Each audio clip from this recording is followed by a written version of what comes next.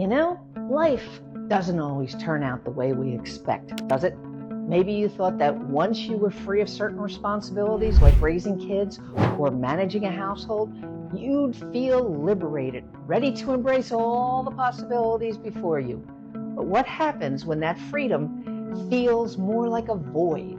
When you've tried the things that are supposed to bring fulfillment, meditation, clubs, hobbies, only to find that they leave you feeling even more disconnected and alone. In today's video, we're going to explore what to do when the life you've been working towards just doesn't feel right anymore.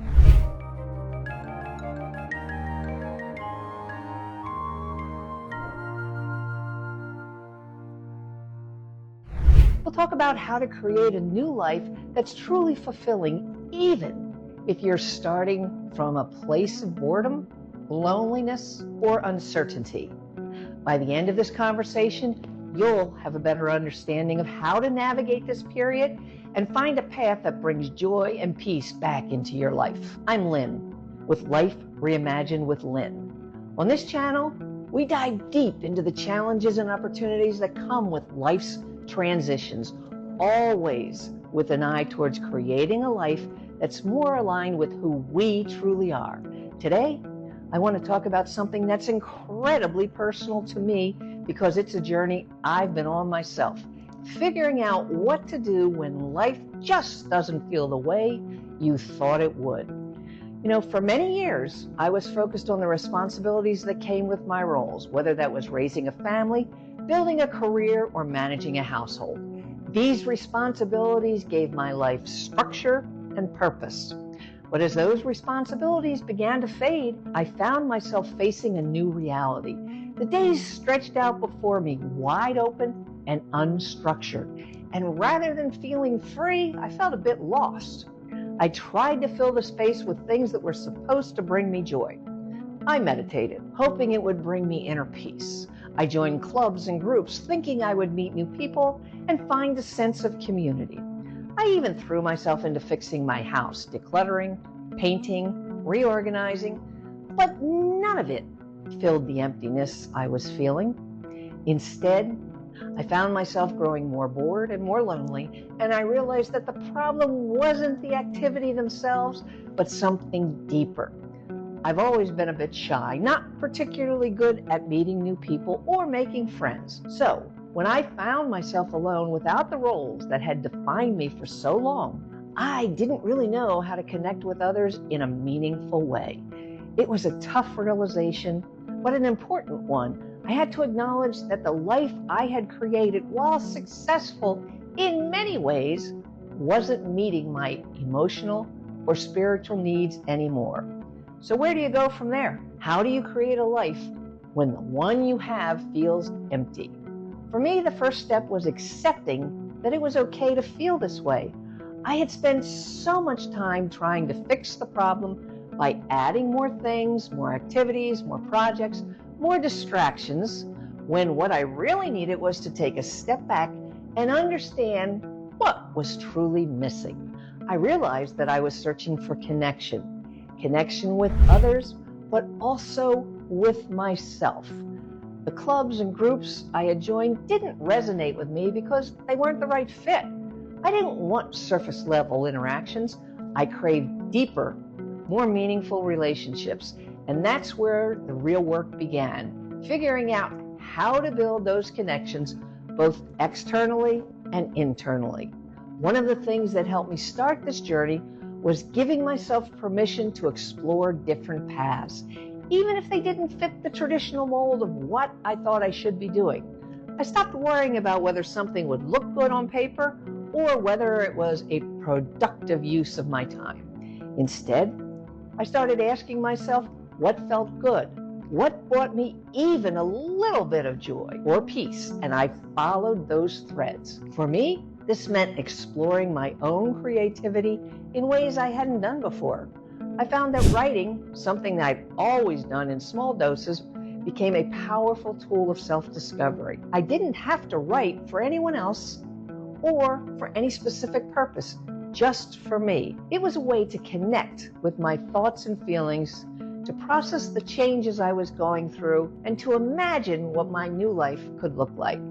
But creating a new life isn't just about finding activities that fill the time.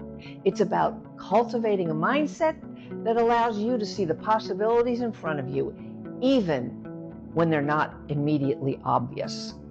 I had to learn to be patient with myself, to understand that this process of reinvention doesn't happen overnight. There were days when I felt just as lost and lonely as before, but there were also moments of clarity, times when I caught a glimpse of what my life could be, and I felt a spark of excitement for the future. Another key part of this journey was learning to be okay with being alone. For someone who has always been surrounded by people, whether it was family, colleagues, or community, it was a big adjustment. But I realized that being alone didn't have to mean being lonely.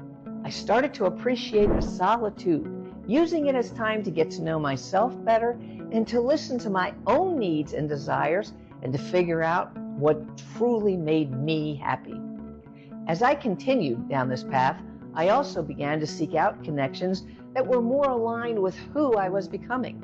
I stopped trying to fit into groups or activities that didn't feel right, and instead looked for opportunities to connect with others who shared my interests and values. This didn't happen all at once. Finding your people can take time, but when it did, those connections felt so much more meaningful. So what do you do when the life you're living isn't the one you expected? When the things that are supposed to bring you happiness just leave you feeling empty? My advice is to start listening to yourself. And I mean really quietly listening. What is your heart telling you? What are the things that make you feel alive, even if they don't seem practical or productive? Follow those instincts, even if they lead you into a completely different direction than you expected. And remember, it's okay to feel lost sometimes. It's okay to not have all the answers right away. The process of creating a new life isn't about filling every moment with activity. It's about finding what truly resonates with you and allowing yourself the space to grow into this new phase. I'd love to hear from you. Are you feeling stuck or unfulfilled in your current life? What steps have you taken to try to create your new path? What has worked for you and what hasn't? Please share your experiences in the comments below. Your insights could be exactly what someone else needs to hear. If you're finding this journey challenging and feel like you need more personal guidance, remember, I'm here to help. You can schedule a free exploratory coaching session with me through the links below. Together, we can work on understanding what's truly missing in your life and how to create a path that brings you the joy and peace you're seeking. Embracing this new chapter isn't just freeing, it's the pathway to a more authentic and fulfilling life. As you move forward, carry these insights with you and watch how they transform your approach to living and your overall sense of well-being. I'm Lynn, and you've been watching Life Reimagined with Lynn. Thank you for joining me on this journey of exploring what to do when life isn't turning out the way you expected. If you found value in our discussion today, please like, subscribe, and click the bell for more insights on life's transitions and personal growth. Remember, your life is a canvas. You have the power to create something beautiful. No matter where you start, keep exploring, keep learning, and remember, the most authentic thing about us is our capacity to create, to overcome, to endure, to transform, to love, and to be greater than our challenges. Let's make this journey together.